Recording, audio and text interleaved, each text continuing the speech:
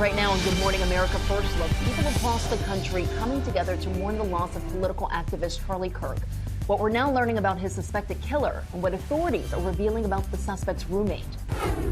Rising tensions between the U.S. and Venezuela, U.S. officials confronting another boat in the crackdown on drug smuggling, and now President Trump not ruling out a strike on mainland Venezuela. The growing concern about toxic fumes on passenger planes, the potentially serious health consequences being described as brain injuries. What's allegedly to blame? A developing story, the FBI arresting 2 men after an explosive device was found under a local TV news vehicle. Police saying the device had been lit. Plus, history at the Emmys, the big moments from TV's biggest night. A reunion on the football field for an NFL player once homeless and the coach who changed his life. And the eye drops of the future, the potential game changer for people with poor vision who dread glasses or surgery. From ABC News, this is Good Morning America First Look. Good Monday morning to you. I'm Morgan Norwood. Good to be with you. And I'm Perry Russ, and we begin with the investigation of the killing of conservative activist Charlie Kirk. As people across the country gather to mourn his loss, authorities say his suspected killer is not cooperating with investigators. To follow Jesus.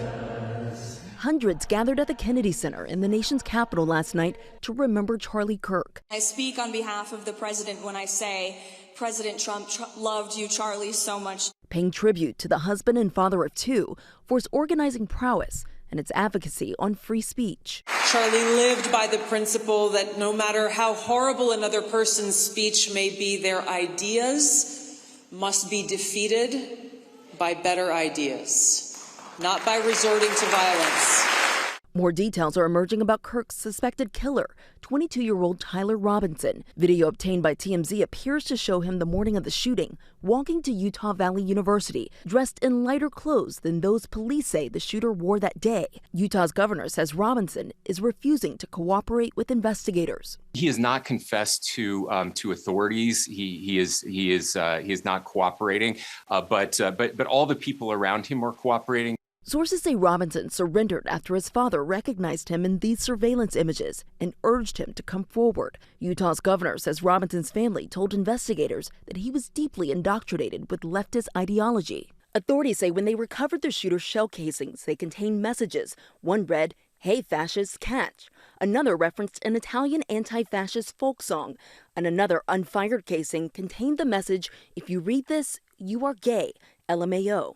Investigators also confirming they've now interviewed Robinson's roommate, with whom they say he was romantically involved. His roommate was indeed a boyfriend who is transitioning from male to female. That's information that the FBI had mentioned yesterday. We can confirm that as well, and that he is cooperating with authorities as well. Officials say Robinson had no military experience, but was proficient with a firearm. Multiple social media posts by his family show him posing with guns. About 175 yards from the podium to the shooting location. 175 yards. And would you have to be a pretty proficient marksman to be able to make it, given those conditions? Given the environment, that type of shot is not easy. President Trump continues to blame only the left for political violence, not referencing the Democrats targeted in recent months. Trump last night saying his administration is now investigating left-leaning groups. The problem is on the left. It's not on the right, like some people like to say on the right. The problem we have is on the left. But other Republicans are striking a different tone. You need to take the word radical and remove right or left. And radical coming from any direction is not good. And Kirk's funeral is set for next Sunday at the Arizona Cardinals Stadium outside Phoenix, which can hold more than 70,000 people. President Trump says he will attend and award Kirk the Medal of Freedom. Well, there's new fallout from the killing of Charlie Kirk. Some are pushing for more regulation of social media, while others focus on improving security for politicians. Here's ABC's Allison Kosick. This morning, in the wake of Charlie Kirk's death, sources say the Trump administration is asking Congress for $58 million to boost security for the executive and judicial branches. It's also supporting an increase in security for members of Congress. I've been talking with a lot of them over the last few days about that and trying to calm the nerves, to assure them that we will We will make certain that everyone has the level of security that's necessary. Some lawmakers now canceling events until they have a better handle on security. After Kirk's death, the spotlight is also turning to social media with bipartisan calls for reform. Utah's governor says he believes social media has played a direct role in every assassination and assassination attempt in recent years. There is no question in my mind that cancer probably isn't a strong enough word. What we have done, especially to our kids, it took us a decade to realize how evil these algorithms are. Many lawmakers demanding social media companies better regulate content specifically for children, pointing to the graphic videos of Kirk's killing shared online. The ways in which folks are then taking the horrific images of these incidents and propagating them on the internet adds fuel to the fire. We can and should pass bills. Millions of Americans have turned to social media to voice their opinions, many at their professional peril. People from airline employees to teachers to college professors have lost their jobs for posting controversial and degrading comments about Kirk. Office Depot also facing controversy after an employee was heard in video posted online refusing to make posters for a Charlie Kirk vigil in Michigan, claiming the posters were propaganda. It's still propaganda, unfortunately. Office Depot says the employee involved no longer works at the company, calling the employee's behavior unacceptable and insensitive. As for Kirk's organization, Turning Point USA, it's reportedly seeing a surge in interest from colleges and universities looking to start new chapters on their campuses. Perry, Morgan? Allison, thank you. Taking you overseas now, Israel is stepping up its attacks in Gaza City amid backlash that failed strike on Hamas leaders in Qatar. Israeli forces flattened more high-rise buildings yesterday, reportedly killing more than a dozen Palestinians. Secretary of State Marco Rubio traveled to Israel, making it clear the attack on Qatar will not change U.S.-Israeli relations. Closer to home, rising tensions in the Caribbean Sea. President Trump not ruling out potential strikes on mainland Venezuela amid rising tensions over drug trafficking. ABC's Nicole D'Antonio has the story. Nicole, good morning. Perry, good morning. Venezuela is accusing the U.S. of illegally boarding one of its tuna boats, saying armed U.S. personnel held 9 fishermen for hours back on Friday. Now, a U.S. official says that Coast Guard members searched the boat to see if it was carrying drugs, but did not find any. The U.S. says this happened in international waters, but Venezuela calls it a hostile act, claiming it was within their economic exclusion zone. Earlier this month, President Trump said U.S. forces destroyed an alleged drug trafficking boat leaving Venezuela, killing 11 people. Now, Venezuela denies the boat was operated by the Tren de Aragua gang, but President Trump last night would not rule out strikes on mainland Venezuela, claiming drugs are flowing out of that country. Well, we'll see what happens. Look, Venezuela is sending us their gang members, their drug dealers, and drugs. It's not acceptable. And Venezuela's president is urging his citizens to join government-backed militias, saying more than 300 barracks are now training civilians with weapons to, quote, safeguard sovereignty. Morgan. All right, Nicole, thank you. Well, a big endorsement for New York City mayoral candidate Zohran Mamdani. New York's Governor Kathy Hochul is endorsing Mamdani. The self-described Democratic socialist is facing off against incumbent Eric Adams and former Governor Andrew Cuomo. Hochul saying it's important the next mayor not surrender an inch to President Trump. Now to the weather. Some rare tornadoes destroying 3 homes in southeastern Utah over the weekend. Nobody was hurt. At least 20 tornadoes were also reported in the Dakotas, damaging homes and barns. Let's check your Monday forecast. Good morning. We warmed things up all weekend across parts of the Midwest, and the heat will continue into the week as well. How about Kansas City getting up to 91 today, tomorrow, 84 on Wednesday, upper 80s in places like Minneapolis, mid 80s in Chicago, right through the middle part of the week. Even hotter in places like Memphis and Austin, getting up to about 94. Another weather trouble spot, eastern North Carolina, could be some locally heavy rain there. Nice in the Northeast, about 80 in New York City. And nice and dry out west, 81 in San Francisco, 71 your high in Seattle. Meteorologist Jeff Smith, ABC News. Coming up, remembering a famous songwriter, you'll definitely recognize one of his hits. Also ahead, growing concern about toxic air on passenger planes and the potentially serious health consequences. And a potential medical breakthrough for people who are farsighted. Hey, hey, we're the monkeys, and people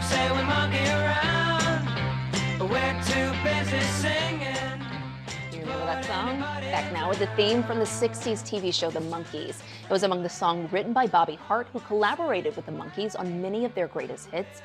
Hart died at his home in Los Angeles recently. He was 86. We turn now to concern about toxic air on passenger planes. A new report finding dozens of cases of people suffering from what are described as brain injuries because of alleged exposure to fumes.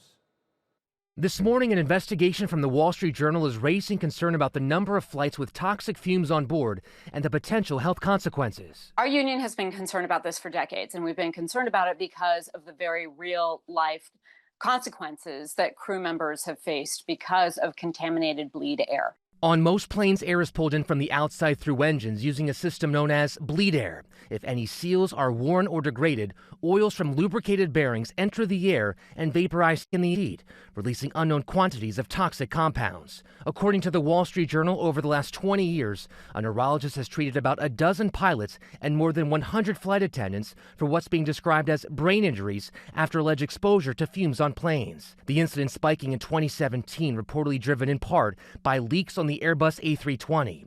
The journal, citing internal documents, reports Airbus loosened maintenance rules after suspected fume events to get planes back in the air. In response to the report, Airbus tells ABC News its aircraft are designed and manufactured according to all relevant and applicable airworthiness requirements. Back in February, smoke filled the cabin on this Delta flight, forcing the Boeing aircraft to make an emergency landing. We need manufacturers to be required to make airplanes that either have the filters or create a system where we're not using this bleed air as the means of recirculated air in the cabin. In response, the FAA telling us studies have shown cabin air is as good as or better than the air found in offices and homes. A recent bipartisan bill proposed in Congress would require specialized filters on planes. Well, a potential breakthrough for people who are farsighted. Newly developed eye drops could replace your reading glasses. Researchers came up with a special eye solution for people with age-related farsightedness. They say it could replace the need for glasses or surgery. People who used the drops twice a day were able to read an extra lines on eye test charts and had improved focus on all eye distances. The eye drops appear to be safe and effective, but more research is needed. Coming up, the future of TikTok once again in doubt. Also ahead, a reunion on the football field for an NFL player who was once homeless and the coach who changed his life. We're back now with the FBI arresting 2 men near Salt Lake City. They're facing terrorism and weapons charges after an explosive device was found under a vehicle belonging to a local news station. Police say the device had been lit but failed to explode. President Trump says he may let TikTok die after repeatedly delaying the deadline for its Chinese parent company to sell the platform. Trump says talks are underway, but says it's up to China. He is not saying whether he will extend the deadline beyond this Wednesday. Congress passed a law ordering TikTok to be sold to a U.S. company or be shut down here due to national security concerns. Well, we turn now to football and one NFL star who overcame the odds. He was once homeless, but tonight he'll be playing on Monday Night Football with a coach who changed his life when he was a teen. Stoned! Aziz Al-Shire! Houston, Texas star Aziz Al-Shire's path to the NFL was an unlikely one. Growing up, he, his mom, and his 7 siblings were living in his grandmother's house. He says he was sleeping on the floor because of the lack of furniture when the house caught fire. I'm sitting there like, bro, like we already had nowhere to go. The house was gone. And yeah, at that point, we were literally like homeless in the truest sense of like being on the street. While living in a motel near Tampa, he played high school football and caught the eye of a young coach at Florida Atlantic University, Nick Caley, a man who would change his life. I remember specifically watching him practice and the spirit and the energy that he was playing. He was the first person I ever actually opened up to, college coach I ever told about that. They spoke to Good Morning America's Will Reeve. When Aziz opened up to you about his circumstances and you went and saw him at that motel, what do you remember thinking? You never would have sensed anything because he never let that dictate anything in his life. He never let it stand in his way. Al-Shire went on to play at Florida Atlantic. Caley would leave for a bigger coaching job in the pros. Still, they remained close. And now they've reunited on the same team. Al-Shire returning to the Texans this season, and Caley joining this year as offensive coordinator. They host the Tampa Bay Bucks tonight on Monday Night Football. Would I have guessed that we'd be here today? I don't know that I would have ever thought that, to be honest with you. It's fate. Like, we're here, and I'm really blessed. It's always been love when I've seen him, and we always had a good connection. Such an incredible story. And the game kicks off at 7 o'clock Eastern tonight right here on ABC. Coming up, one father's big play in the stands at a Major League game. And we've got that plus the top moments and big winners at last night's Emmy Awards. Thank you to the Academy. Back now, and time to check the pulse, and we begin with history at last night's Emmy Awards. The Pit, Severance, and Adolescence were the big winners when it came to dramas, but it was Seth Rogen's The Studio that set a new record for a comedy, winning 13 trophies. History was also made in the acting categories. Jamel Tillman won for supporting actor in a drama, becoming the first black man to do so. And Adolescent star Owen Cooper became the youngest man or boy to win an Emmy. Congratulations to him. Stephen Colbert was welcomed to the stage with a standing ovation, and The Late Show won for Outstanding Talk Series just weeks after the show's cancellation was announced. But perhaps the most talked about moment had nothing to do with the Emmys. Thank you for being a friend. Travel down the road and back again. Your heart is true. You're a pal and a confidant. That's such an earworm. Right? It's been in my head all morning. That song, Reba McEntire and Little Big Town paid tribute to the Golden Girls on the 40th anniversary of the show's debut. All right, next to the spectacle in the sky over the Vatican. Part of a special concert that included Andrea Bocelli singing Amazing Grace. That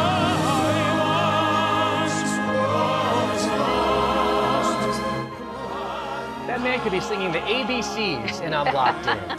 During the song, the image of the late Pope Francis was created in the sky by 3,000 drones. In addition to Francis's face, the drones also depicted scenes from the ceiling of the Sistine Chapel. The show took a year and a half to put together.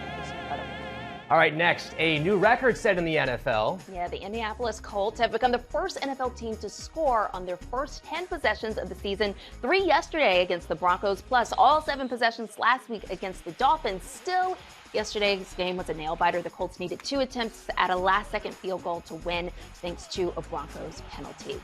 Well, finally, who said men can't multitask? Not me.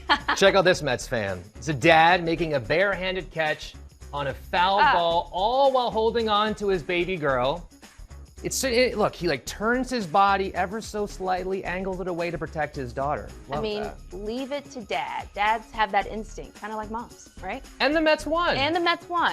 Perfect. We'll check the top headlines next. Checking our top stories, more tributes are being held for conservative activist Charlie Kirk, including a prayer vigil last night at the Kennedy Center where Kirk was honored for his commitment to free speech. Utah's governor says Kirk's alleged killer, Tyler Robinson, is not cooperating with authorities and was romantically involved with his roommate, who is transitioning from male to female. Robinson could be charged as soon as tomorrow. Overseas, another incursion over a NATO country, this time Romania scrambling fighter jets after a Russian drone entered its airspace just days after Russian drones entered Poland. Police in the UK say the death of former champion boxer Ricky Hatton is not suspicious. The 46-year-old was found dead yesterday. He retired in 2012, but was set for a comeback in December. Today's weather, storms and more possible tornadoes in the northern plains and Dakotas, and rain along the Gulf and mid-Atlantic coast. And finally, living on the Titanic. Or at least inside an apartment that looks like it. Here's Danny New. One woman's DIY apartment makeover has become the obsession of millions on TikTok. How cute is this? As she slowly spent the past 6 months transforming her New York home into...